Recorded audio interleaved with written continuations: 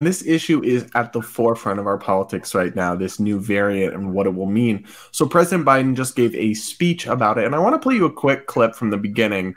Then we'll play another clip later. But this first clip, just take a listen to what he had to say, because I actually liked this bit. This variant is a cause for concern, not a cause for panic. We have the best vaccine in the world, the best medicines, the best scientists, and we're learning more every single day. So we rag on Biden a lot, but I feel like at least in that clip, I mean, he's saying something reasonable enough. I mean, enough, right? Like, I think it's still like he's not coming out and saying what he should be saying, which is that cloth masks don't work and that at the end of the day, people have to just make decisions that are best for them. Try to be in outdoor spaces, try to be ventilated, try to social distance if that's what you're really afraid about. They keep pushing this narrative of failed public policies. So that's annoying. But at least he's not saying that we should lock down again yet. That being said, he has a tendency to backtrack on his opinions pretty quickly when it comes to this stuff. So I don't really put a whole lot of stock in what he's saying, but hopefully we don't see another wave of actual shutdowns at the very least. Well, I'm glad that you just mentioned lockdowns, because that brings us perfectly to this second clip where he literally said his intentions about lockdowns.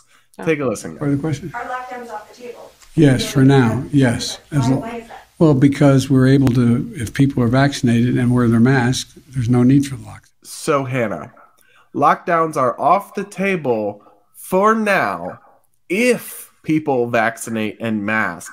That is a massive that is a bouquet of red flags for me. Absolutely. Again, I think this is continuing to push this like fear propaganda. Do what we tell you to do. Do all these outward signs of saying that you're trying to protect against COVID, or we're going to take away your businesses. We're going to take away your education. We're going to take away your livelihoods again. Like, this is a threat at the end of the day. And I don't really find it all that encouraging. Again, I don't put much stock in what he says. I think Biden's a pretty flimsy leader. I don't think he has really strong ideas. And obviously there's a lot of people around him who do have very strong ideas about how to respond to this and ultimately have ulterior motives for things that they hope to gain from it. We know that there are many people in Congress who've continued to try to use this catastrophe to basically get things like universal housing and healthcare and all kinds of, just progressive dreams that they would have no chance in heck of ever getting in the past. But now with this kind of tragedy going on, they really have taken advantage of it. And so I do worry, what kind of policies they'll ultimately try to pass under this. I don't think we're anywhere near like the end game of this whole saga with them.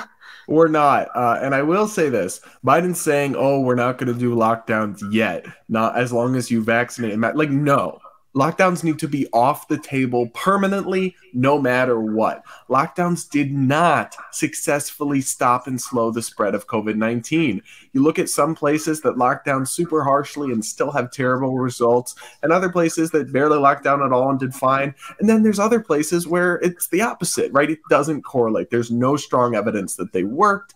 And more importantly, they infringe on people's most basic liberties. Telling you your job is not essential is something the government should and can never do in America. We should never accept that. And also, I mean, think about all the unintended consequences. You and I have talked about this. It is literally led to massive increases in youth mental health issues, drug overdoses at the highest levels we have ever seen them, massive levels of unemployment, domestic abuse hotlines blowing up, and so many other unintended consequences to boot. So that bit that Biden said, lockdowns are off the table for now, oh my gosh, he needs to really, really reconsider that, because if he tries to go there, Hannah, like, we need to throw as a country a collective hell no fit, right? Take to the streets over that. I am not going back to March 2020. I don't care what you say, Joe. We should riot. I absolutely agree. And Brad, you've done such a great job of covering this at FEE. And if people haven't read your work, I really encourage them to do that immediately, because this is one area I agree with Trump on when he said that the response could be worse than the virus. And I think that's always true when you look at central planning. Things go awry, you have negative side effects. Usually when the government tries to help, it makes things worse than they would have been in the first place. And all of that did come to pass. You also gave testimony in the Senate this year about some of those harmful side effects. It's been really tragic what the outcomes of these policies have been. And we're still continuing to see them unroll, right? Inflation, the supply chain, this just keeps getting worse and worse. It's snowballing. having another round of lockdowns is unimaginable, and we should never, ever stand for it again. But of course, like the media would be fine with it. The elites in DC would be fine with it because they're not the ones whose jobs are canceled, whose incomes freeze up, whose kids don't go to school, like private tutors. And we're still getting together for the journalists in Brooklyn or whatever and their kids. And the laptop class was just fine. It is the lockdown period is like the biggest example to me of how big government actually hurts the working class and is usually influenced to the point where it doesn't really hurt the elites because they get to shape the policies. And so anybody who thinks it's progressive to support these kinds of things is smoking serious crack. Yeah, I love that you brought that up. COVID policies were one of the biggest wealth transfers we've seen in history from the working class to the elites. And it's absolutely disgusting. I cannot believe that progressives have not had to answer to this. It's very easy. I mean, you and I are in this situation where like locking down doesn't hurt me at all. I sit on my couch and write all day, no matter what. And I also order Uber Eats all the time, no matter what. That's my life. So lockdowns are kind of a normal day for me. But I think the arrogance around that, think about who's having to get out there and bring you Uber Eats in those scenarios. Think who cannot sit from their couch and do their job and earn a living. Like at the end of the day, this is something that really punished and harmed the working class. And then they still haven't really been able to recover from that. And I really do think that they should have to be answered. Sorry.